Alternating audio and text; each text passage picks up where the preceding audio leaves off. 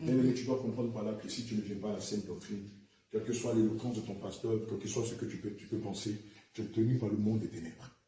Tant que tu ne viens pas à Christ, dans la vérité, dans la justification, dans le dépouillement du corps, dans la sanctification du cœur, de l'âme et de l'esprit, tu peux raisonner. Tu peux avoir même pour pasteur Mohamed Sanogo, Karambeli, tu peux avoir pour pasteur Joël Tatou, Joyce Meyer ou consort. Bien-aimé, tu perds ton temps. Je te le dis, si tu ne viens pas à Jésus-Christ par la saine doctrine, tout ce que tu fais, c'est du folklore. Christ ne te connaît pas et tu es sur le joug de la malédiction. Tes proches qui sont sorciers te tiennent. Tes oncles qui sont sorciers te tiennent. Tes grands-parents qui sont sorciers te tiennent. Et c'est pourquoi, malgré que tu es dans ces églises de renom, tu constates des visitations de maris de nuit, des femmes de nuit. Souvent même, c'est ton pasteur que tu vois venir coucher avec toi. Ils sont là. Tes pasteurs ne peuvent rien pour toi parce qu'eux-mêmes ont fait allégeance à Satan. Oui, ils ont fait allégeance à Satan et ils sont dans le communisme. Ils sont avec les musulmans, ils sont avec des sectes, ils sont avec l'église catholique. Et tu vois souvent dans ton église, tu vois souvent des pasteurs qui viennent prêcher avec de gros chaînes et des chevaliers. Ce sont des francs-maçons. Tant que tu es là-bas, ta vie ira de mal en pire. Oui, tu peux avoir des biens matériels, mais bien aimé, les biens matériels ne te donnent pas accès au ciel. Avoir une voiture, avoir une maison, avoir une 2 chambres salon, avoir un travail, ça ne te donne pas accès au ciel. Le diable aussi béni. Le diable aussi béni, c'est pourquoi je t'exhorte, bien-aimé, à venir à la sainte doctrine. Amen. L'Hébreu 12, verset 14 dit, recherchez la paix avec tous et la sanctification sur laquelle nous le verra le Seigneur. Bien-aimé, si tu ne viens pas à la sainte doctrine, je te dis, tout ce que tu fais, c'est du pipeau. Tu n'es même pas chrétien. Le royaume des cieux ne te connaît pas. Et nous qui sommes les serviteurs de Dieu, on ne te connaît pas. Tu n'es pas des nôtres, tu n'es pas du royaume céleste. Le Seigneur Jésus ne te connaît pas non plus. Tu peux des allées, tu peux de l'église méthodiste, tu peux de vase d'honneur, tu peux des CMCI, tu peux des témoins de Jéhovah, tu peux de l'église catholique, tu peux tout ce que tu veux, tu n'es pas chrétien. Alléluia. C'est pourquoi je t'exhorte, mon bien-aimé, à courir pendant qu'il est encore temps, pendant que tu as quelques minutes à vivre. Cours de toutes tes forces. Viens rencontrer le Seigneur Jésus-Christ. Bien-aimé, c'est la dernière vague. Il n'y en a pas 2, il n'y en a pas 3. C'est le dernier réveil. Il n'y en a pas 2, il n'y en a pas 3. C'est la seule. C'est la seule d'ailleurs. C'est le seul réveil. Et il n'y en a pas 2, il n'y en a pas 3. Viens dans le réveil. Viens, approche-toi du Seigneur Jésus-Christ en toute humilité. Tu vas voir, il va te faire sortir de l'Égypte. Il va te restaurer. Il va t'accorder sa grâce et son bonheur. Et assurément, si tu es persévérant, loyal et fidèle, il t'accordera la vie éternelle. Allez, bien-aimé, prends bien soin de toi. Et cours, viens rencontrer le véritable Dieu. Pas Jésus, pas le Dieu du leadership, pas le Dieu de comment réussir 2023, pas le Dieu de la motivation où les pasteurs sont devenus maintenant des coachs.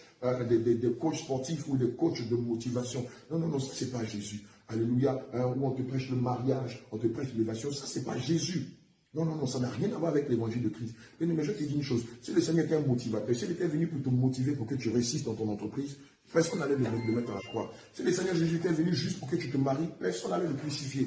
Si le Seigneur Jésus était venu juste pour que tu aies un visa pour aller, je ne sais pas, au Canada, en France, au Mali, au Maroc, bien aimé, le Seigneur n'allait pas être à la croix. S'ils l'ont mis à la croix, et si les apôtres et même les chrétiens ont été tués par le système catholique et par beaucoup de leurs, bien aimé, c'est parce que l'évangile qu'ils prêchaient était tranchant. Amen. Venez séparer moi et les jointures. Venez mettre la différence entre la lumière et les ténèbres. Bien aimé, depuis que tu en Christ, tu as déjà été persécuté pour Jésus. Tu penses que Jésus, c'est une simple idole, une croix que tu mets à ton cou, ou une bague que tu mets à ton doigt? Non, mais ça, c'est de l'idolâtrie. Bien aimé, c'est de l'ignorance, c'est de la théologie. Dieu n'est pas dans le théol. Dieu, Jésus-Christ de Nazareth n'est pas dans la théologie, il est dans sa parole. Et lorsqu'on lit le livre d'Ésaïe, de 1 Jean 2 au verset 17, il est dit que ceux-là, ceux qui vont garder ma parole, ceux qui vont garder ma parole demeureront éternellement. L'ennemi, pour demeurer éternellement, tu dois garder la vie en toi. Tu dois garder la parole. Or, là où tu n'enseignes pas la parole, on t'enseigne des chimères. Tes pasteurs sont des professeurs de management, sont des professeurs d'université, d'écoles commerciales et tout ça. Ça, c'est pas Christ. L'évangile qu'on te vend, les biscuits qu'on te vend, l'huile qu'on te vend, la parole de Dieu qu'on te vend. D'ailleurs, même comprends une chose. Dès l'instant où ton pasteur demande à ce qu'on lui verse de l'argent pour le rencontrer, il n'est pas serviteur de Dieu. Dès l'instant où pour rencontrer ton pasteur, il faut déjà payer de l'argent pour le rencontrer, il n'est pas serviteur de Dieu. Dès l'instant ton pasteur a sa photo devant l'église ou dans l'église, il n'est pas serviteur de Dieu, même si c'est pour une évangélisation. C'est pourquoi ce n'est pas un serviteur de Dieu, c'est un agent de Satan. L'employé peut-il avoir le nom, un autre nom écrit à l'entrée de l'entreprise de son patron que le nom de l'entreprise de son patron? Dis-moi, l'employé peut-il avoir le nom, un nom concurrent à celui de son patron? Si tu travailles, je ne sais pas moi, à la BACI, tu ne peux pas demander à ce qu'on enlève le logo de la BACI pour mettre ton logo.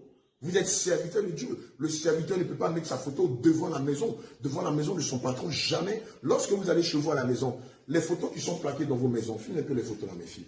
Lorsque vous allez chez vous à la maison, dans vos maisons, lorsqu'on voit les photos qui sont placardées un peu partout dans la maison, il y a la photo de vos servants dedans, il y a la photo de votre boy dedans. Amen. Voici une photo des hommes de Dieu. On voit ici